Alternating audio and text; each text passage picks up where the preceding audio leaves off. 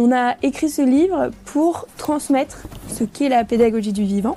Donc c'est une pédagogie qui est inspirée par le vivant, par les processus du vivant et notamment le cycle d'une plante.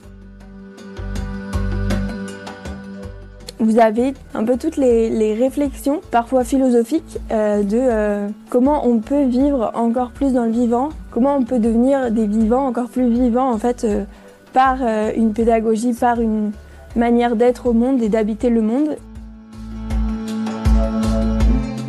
Et donc c'est une graine que l'on sème pour que des personnes se rendent compte qu'elles peuvent, avec leur sac à dos et leurs bottes, aller dans les fermes apprendre. Qu'en fait, quand on crée un cadre qui permet aux personnes d'être libres d'apprendre, la magie peut arriver.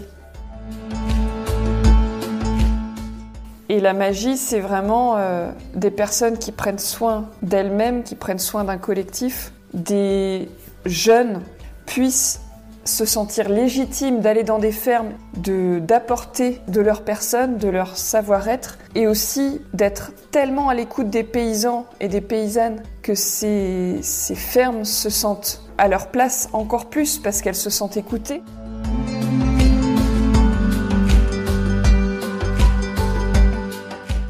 Waouh!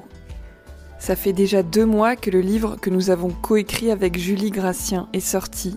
Et les retours que nous avons des premières lectrices et premiers lecteurs nous font chaud au cœur. Depuis la fin de l'école d'agroécologie voyageuse, il a fallu 2 ans et demi pour que nous mettions au monde cet ouvrage.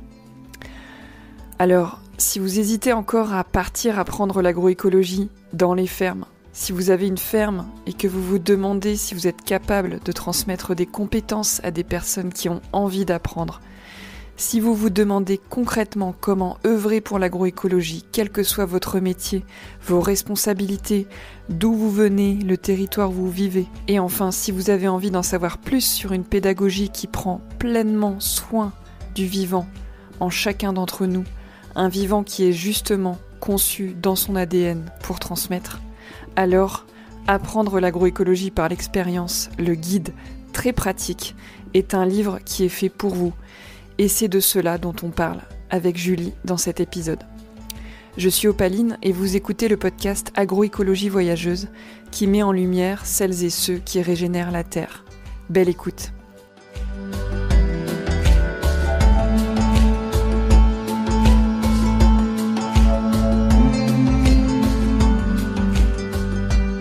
Ce que je vais te raconter là ne correspond en réalité qu'à une infime partie de ce que j'ai vécu. Car tant de choses nécessitent d'être vécues pour être pleinement intégrées, appréciées, savourées. M'immerger dans la façon de penser des peuples indigènes d'Amazonie, goûter directement après les avoir cueillis les meilleures pêches tant par le goût que par la qualité, pouvoir se cultiver, faire de la politique, rire aux éclats tout en maintenant ma forme physique et en assurant la viabilité économique de son activité, en désherbant un champ de carottes, sous un doux soleil et sans bruit de machine, se réunir régulièrement autour d'un festin avec des produits qu'on a cultivés tous ensemble, s'arrêter pour observer une scène vivante, découvrir des terroirs et des climats d'hiver, des spécialités locales, des personnalités attachantes, hilarantes parfois. Bref, si ces mots éveillent en toi un quelconque plaisir et suscitent en toi ne serait-ce qu'une once d'envie, même dans un autre domaine qui te passionne, sache que rien ni personne ne t'empêche, hormis toi-même, de sauter le pas et tenter l'aventure. Et ce n'est qu'en y confrontant ta propre personne que tu pourras pleinement prendre la mesure de ce que sucer la moelle de la vie par l'expérience peut apporter à une vie humaine. Des expériences à en faire pâlir les chefs-d'œuvre cinématographiques. Mets au placard les livres les plus nobles et deviens l'acteur de ta vie. Merci pour la lecture de ce passage de l'agroécologie par l'expérience, le guide très pratique que tu viens de lire, Julie, qui est notre livre, qui est sorti il y a 1 mois aux éditions La France Agricole, collection Terre Agora. Julie, tu es la source de ce livre. Tu as vraiment mis de l'énergie pour que ce livre naisse, même si on l'a écrit à 2. On va dire que c'est un peu toi qui as tenu le gouvernail. Et j'avais envie de te demander, en tant que participante de l'école d'agroécologie voyageuse, de la première promo, Et en tant que membre de l'équipe, est-ce que tu peux me dire en quelques mots qu'est-ce que l'école a été pour toi? C'est une question pas facile, en quelques mots surtout. Alors, l'école a été pour moi, je dirais, un tremplin. C'était d'abord, ça a été un oui vis-à-vis des aspirations, de projets, un oui à la pédagogie alternative aussi. Quand j'ai découvert l'EAV et son projet sur Internet, et en fait, j'ai eu vraiment un appel en me disant, ouais, mais ça, c'est un projet qui est fait pour moi dans les côtés innovants de la pédagogie. Enfin, ouais, tous les ingrédients de cette pédagogie m'ont parlé les uns après les autres. Donc il y avait le côté vivre en collectif, avoir des outils pour ça, le côté apprendre par l'expérience et le côté être accompagné en fait pour vivre et traverser mon projet. Et après, donc ça c'était plus en tant que participante, ça a quand même abouti à ce que je crée mon entreprise et du coup ça m'a apporté cette place de femme entrepreneuse aussi que j'ai aujourd'hui. J'ai osé grâce à l'EAV parce que j'ai découvert le métier de facilitatrice en intelligence collective et ça a fait une connexion un peu à l'intérieur de moi en mode ouh, mais je pourrais mettre toutes ces capacités et ouais, interpersonnelles que j'avais ou que j'ai développées dans d'autres projets au service du milieu agricole et de la pédagogie du coup. Et après, en tant que membre de l'équipe, ça m'a vraiment permis d'asseoir de l'expérience aussi dans le monde de la pédagogie, dans le fait de réfléchir comment l'apprentissage et quels ingrédients on peut amener pour que les personnes soient créatives, mais dans le sens créative, dans le sens où je crée mon projet. Qu'est-ce qu'on peut apporter à une personne pour que elle soit autonome et libre dans les projets qu'il ou elle a envie de déployer. Et ça, cette place d'accompagnatrice et du coup de responsable pédagogique a été très nourrissante, enrichissante et je vois aujourd'hui dans mon travail actuel aussi dans une école d'ingénieur agro, la diversité que ça m'amène cette expérience. Et le côté voir aussi dans les marges, pouvoir apporter de la marge dans des projets qui peuvent être très dans les lignes. Je vais dire ça. Et ça m'a apporté beaucoup de réseau aussi, de joie d'être dans une communauté qui œuvre pour le vivant et qui a envie de ça et qui cherche collectivement et individuellement des manières de vivre le vivant.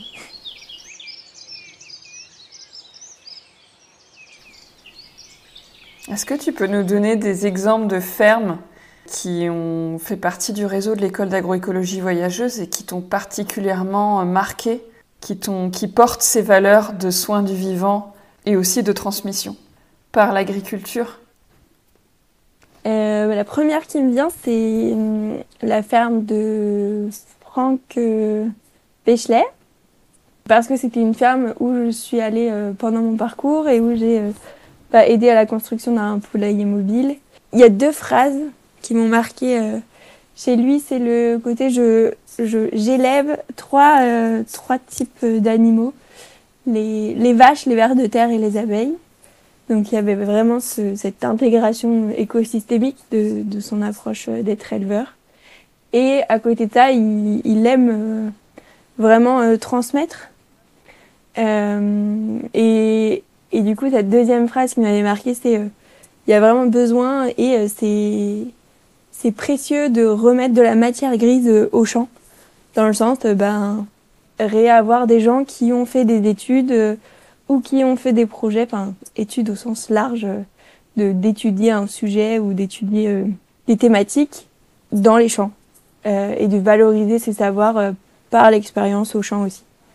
Du coup, ça a été une ferme bien impactante dans mon parcours. Et après, je dirais la ferme des Mawajites, parce que elle a été déjà source de beaucoup d'événements sur place où on allait en tant que participants et participantes dans des formations à l'agriculture syntropique. Et après, on a fait des événements assez phares de l'école aussi, comme le festival de fin de l'école qu'on a appelé le festival Humus Place au Mycélium. Donc voilà, je trouve que à la fois les gens de cette ferme et le lieu nous ont accueillis et ont permis de vivre des moments phares de cette expérience de l'école. Il y en a plein d'autres, mais si je devais en choisir deux. Il y en avait une cinquantaine. Dans le livre, on présente une belle quantité de fermes du réseau, et notamment comment on anime un réseau de fermes pour l'apprentissage.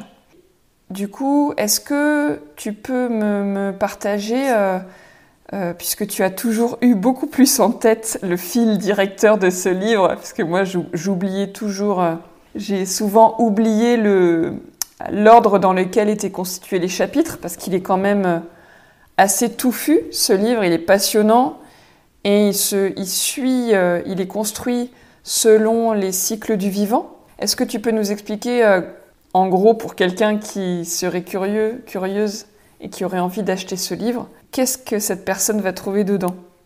Et je pourrais compléter. Déjà, ce que j'ai envie de dire, c'est que vous allez trouver une diversité de témoignages et d'expériences, parce que, par exemple, la première partie du livre, c'est une introduction. On vous introduit dans notre cadre, ce qu'est une école, ce qu'est une école d'agroécologie, ce qu'est une école d'agroécologie voyageuse. On vous donne un peu des informations sur notre intention vis-à-vis de ce livre.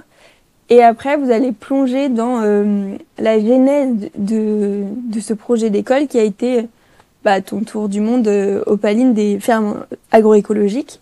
Et donc, on vous invite à plonger dans certaines fermes à l'international, puis en France, qui ont inspiré ou fait partie ou marqué l'histoire de l'EAV.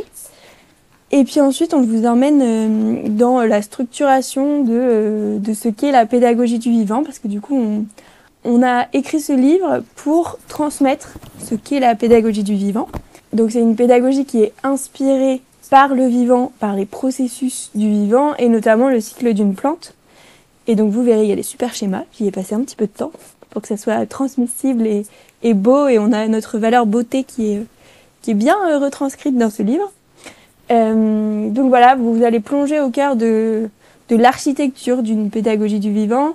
Ensuite, on vous parle aussi de comment on gère tous les aspects d'une école. Donc ça veut dire l'aspect gouvernance, l'aspect financier, l'aspect communication, l'aspect amélioration continue, feedback, quoi. Comment on fait évoluer le projet avec son temps, avec les participants, etc. Et puis, on va vers la récolte, du coup, de ce projet. Les participants, quels ont été leurs ressentis, comment ils ont évolué au cours de leur année à l'EAV. Et on termine avec les perspectives, comment on se laisse encore plus inspirer pour nos projets, comment on nourrit notre sol de forêt pour que les graines puissent pousser, germer, grandir.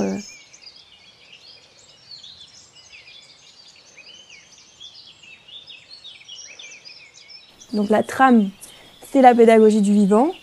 Et à côté de ça, vous avez on a essayé de condenser un peu toutes les réflexions, parfois philosophiques, de comment on peut vivre encore plus dans le vivant, comment on peut devenir des vivants encore plus vivants, en fait, par une pédagogie, par une manière d'être au monde et d'habiter le monde, et du coup de se nourrir, d'interagir, de se loger, enfin voilà, au final c'est beaucoup plus vaste l'agroécologie que juste le champ et se nourrir. Et on a essayé de retranscrire toutes les petites expériences qui nous ont fait réfléchir et avancer en tant qu'humains dans cette expérience de l'école. Donc vous allez plonger au cœur de beaucoup de réflexions. On espère que ça va nourrir les vôtres. Et puis au plaisir en tout cas de pouvoir échanger sur ces sujets et qui certainement on a écrit ce livre en 2023 jusqu'à 2025. Donc c'est aussi un moment T, quoi. C'est un moment précis dans une vie. Je suppose qu'il y a des choses qui vont évoluer et nos pensées aussi, mais c'est déjà un support pour créer de la discussion et voilà.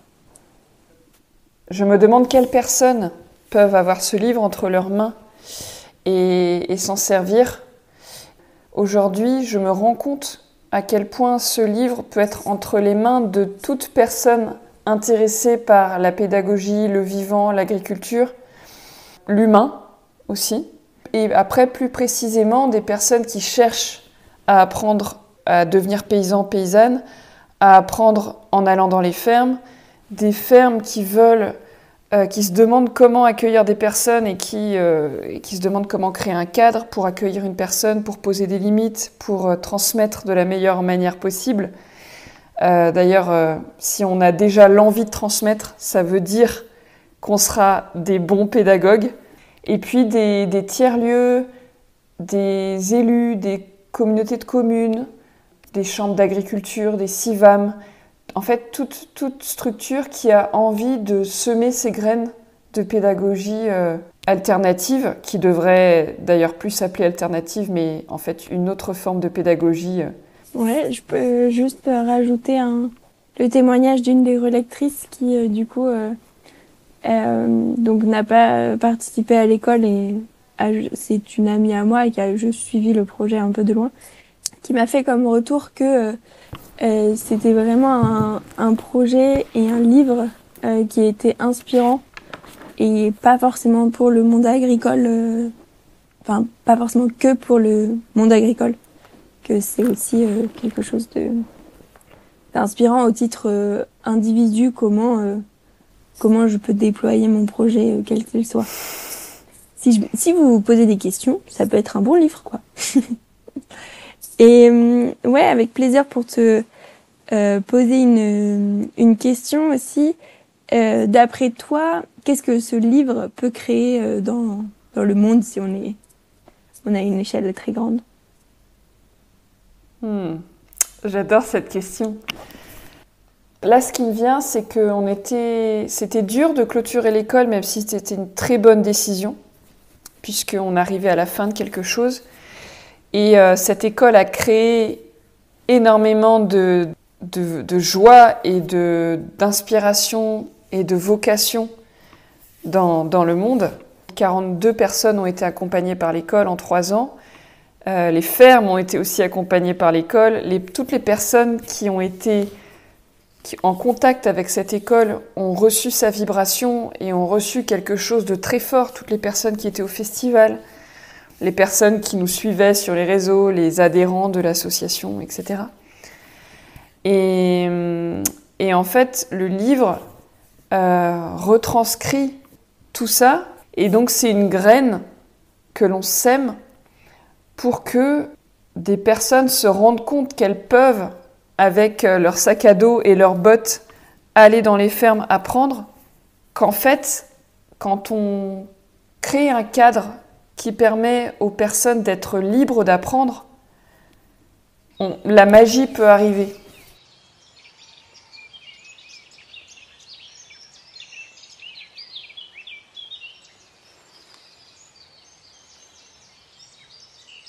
Et la magie, c'est vraiment des personnes qui prennent soin d'elles-mêmes, qui prennent soin d'un collectif, qui prennent soin du groupe, des jeunes, donc de 20 à 25 ans, et des moins jeunes, puisqu'on a accueilli des personnes jusqu'à 52 ans, puissent se sentir légitimes d'aller dans des fermes et d'apporter de leur personne, de leur savoir-être, et aussi d'être tellement à l'écoute des paysans et des paysannes que ces fermes se sentent à leur place encore plus parce qu'elles se sentent écoutées et soutenues.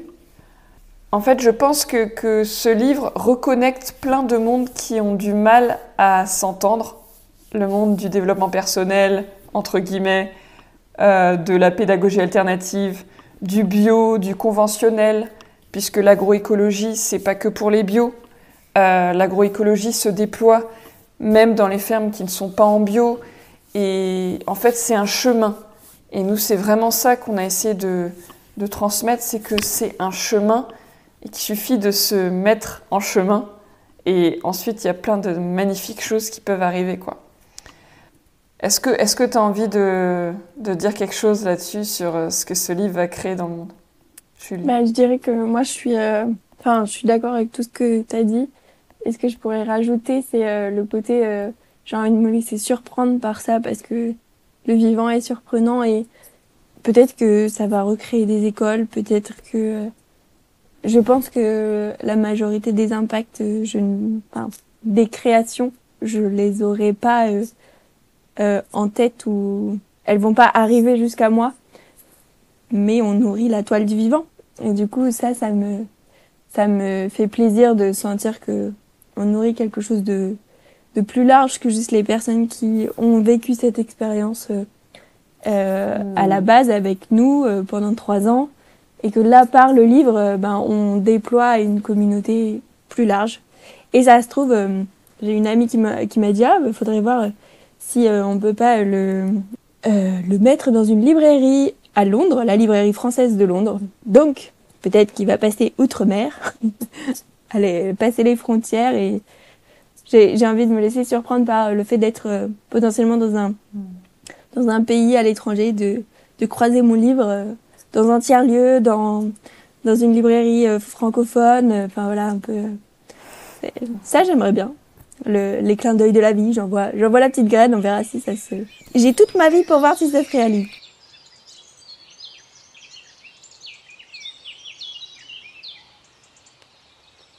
Qu'est-ce qui t'a particulièrement nourri, Opaline, dans la création, l'écriture de ce livre et tout le processus créatif, éditorial du livre? Moi, en fait, c'est des moments qui me viennent. C'est les moments où on a vraiment été au tout début dans une phase créative, où on a imaginé les chapitres successifs. On a imaginé un livre cyclique et pas linéaire, même si c'est un livre, donc il est linéaire, mais il est très vivant. Ce qui m'a nourri, c'est des moments où on a été, par exemple, toutes les deux à la rivière, en Auvergne, pour vraiment se connecter à la rivière et rédiger ensemble, avec toute notre intuition, les chapitres de la fin du livre, les moments de compostage, de mort, de sénescence de la plante. Voilà, je garde un souvenir assez fort de ces moments-là de rédaction de la fin, en fait. C'était la fin du livre, mais c'était aussi on a écrit sur qu'est-ce que ça fait de vivre une fin. Et en fait, c'était beau de vivre cette fin et c'était beau d'écrire sur la fin. Et souvent, les gens pensent que c'est très dur. Moi, je l'ai pas vécu comme très dur. Je l'ai vécu comme parfois inconfortable et aussi très beau parce qu'on a vraiment pris soin de ça. Et après, on a fait intervenir... il y a une quinzaine de personnes qui ont contribué au livre par leurs textes. Et c'était une joie de recevoir les textes, de recevoir les préfaces, de recevoir ces petites pépites de contributions de paysans, de paysannes, de coachs, de facilitateurs, facilitatrices, parrains, marraines de l'école. Voilà. J'aimerais bien qu'on dise un petit mot sur les possibilités qu'ouvre ce livre aussi. Nous, on se propose de venir, si vous le souhaitez, présenter le livre, faire des ateliers sur le livre. Si vous avez envie de pratiquer un petit peu plus avec nous, si vous avez envie de créer une école, on a laissé notre mail à la fin du livre pour vous conseiller. Oui, avec plaisir pour répondre à vos questions ou se déplacer et pouvoir partager cette expérience de pédagogie du vivant.